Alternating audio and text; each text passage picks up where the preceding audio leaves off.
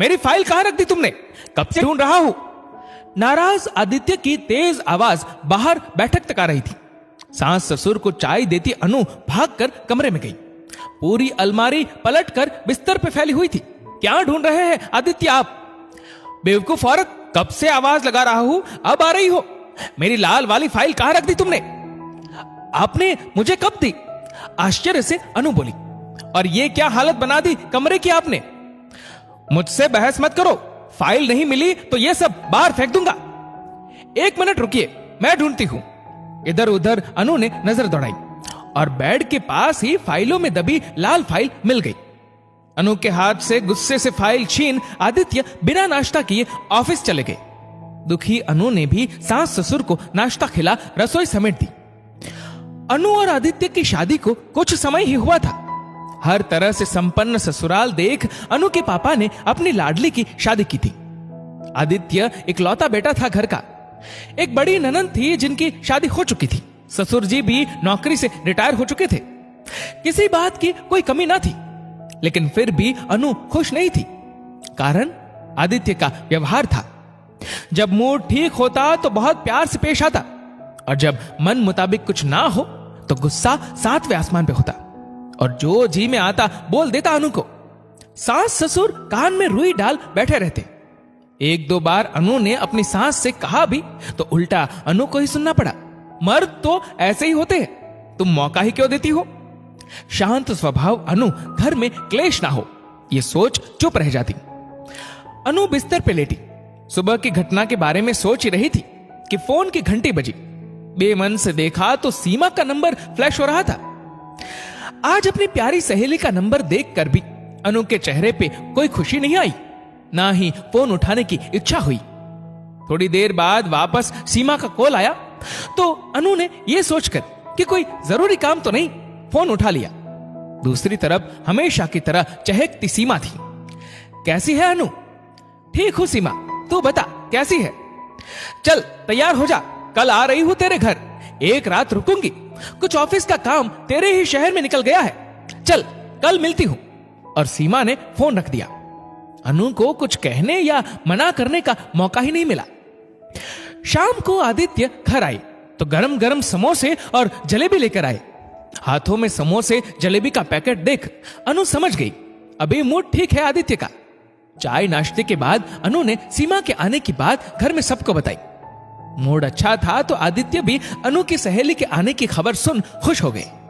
अरे ये तो अच्छी बात है, आने दो और तुम भी तैयारी कर लो, आखिर पहली बार कोई आ रहा है तुम्हारे मायके से। आदित्य की बात सुन अनु को थोड़ी तसल्ली हुई और खुशी खुशी अपनी सहेली के आने का इंतजार करने लगी। अगले दिन सीमा आ गई। चुलबुली और बातूनी सीमा पल भर में ही अनु के सास ससुर से घुल मिल गई।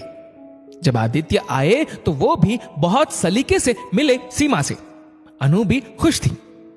रात को खाने की सारी तैयारी अनु ने कर ली। टेबल पे खाना लगा दिया और सबको सर्व करने लगी। इतने में सब्जी के डोंगे से थोड़ी सब्जी आदित्य के हाथों पे गिर गई। तमीज नहीं है खाना सर्व करने की भी, हाथ जला दिया मेरा। आदित्य ने अनु को घुरते हुए तेज आवाज में कहा तो अनु बहुत शर्मिंदा हो गई।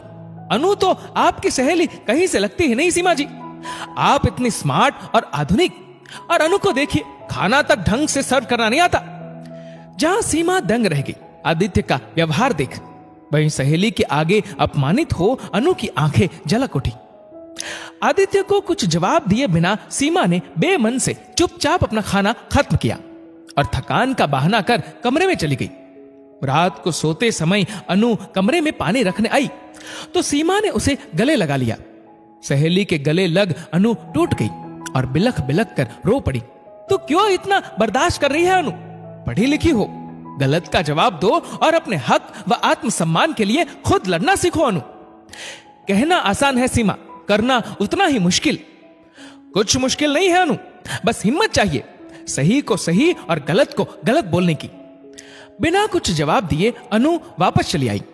सुबह सीमा को भी निकलना था। नाश्ते के टेबल पे सब बैठे थे और अकेले अनु आलू के पराठे बनाने में व्यस्त थी। सीमा ने मदद करनी चाहिए तो सासू मां ने यह कह रोक दिया कि 4 लोग के पराठे भी अकेले नहीं सेक सकते क्या? अरे हाथ जल्दी चलाओगी या सो गई रसोई में? भूल तो नहीं गई, सीमा जी की ट्रेन भी है, कभी तो फुर्ती दिखा दिया करो। आदित्य ने खिन से निपोरते हुए कहा। अपनी सहेली को यूं अपमानित होता देख सीमा की सहन शक्ति जवाब दे गई। वो भूल गई कि वो इस वक्त अपनी सहेली के ससुराल में थी। ये कैसे बात कर रहे हैं आप सब अनु से? कैसे लोग हैं आप सब? और आदित्य जी, क्या आपको इतनी भी समझ नहीं कि अनु आपकी पत्नी है, कोई नौकरानी नहीं? मैं कहती हूं ऐसे तो कोई नौकरानी से भी बात नहीं करता। जब मेरे सामने आप ऐसा व्यवहार कर रहे हैं तो मेरे पीछे क्या करते होंगे? चुप हो जा सीमा। क्रोधित सीमा को अनु चुप कराने लगी। मैं क्यों चुप रहूं अनु? ऐसी सहेली बनाते हो बहू तुम, जरा भी तमीज और संस्कार नहीं है इसे। समझा दो अपनी सहेली को कि वो सिर्फ मेहमान है और मेहमान दूसरे के घरों के मामले में नहीं बोलते। सीमा की बातों से बौखलाई सासुमा ने अनु को ही डांटना शुरू कर दिया। तमीज और संस्कार मुझ में है, तभी कल से चुप हो आंटी जी। अगर तमीज ही सिखानी है तो अपने बेटे को सिखाइए आप, मुझे नहीं, जिसे इतनी भी समझ नहीं कि अपनी पत्नी से कैसे व्यवहार किया जाता है। और आप सब सुन ले, खासकर आदित्य जी, आप, अनु आपकी पत्नी है, उसे उसके हिस्से का मान सम्मान तो आपको देना ही होगा, वरना मैं एक समाज सेविका हूं और घरेलू हिंसा से पीड़ित महिलाओं के लिए ही काम करती हूं। आगे आप खुद समझदार है कि मैं क्या कर सकती हूं और क्या नहीं।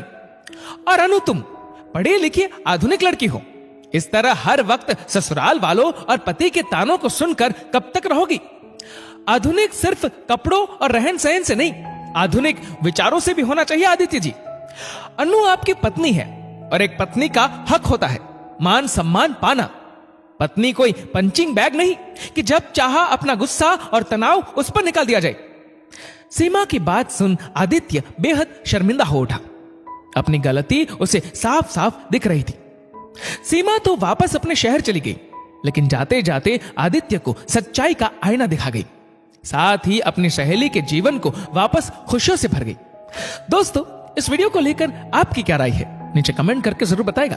और अगर आपको वीडियो अच्छा लगा हो तो इस वीडियो को लाइक करेगा, शेयर करेगा ज्यादा से ज्यादा लोगों तक, और ऐसे ही और भी इंस्पिरेशनल वीडियोस के लिए सब्सक्राइब करें हमारे यूट्यूब चैनल को और फेसबुक पर फॉलो करें हमारे पेज को। धन्यवाद।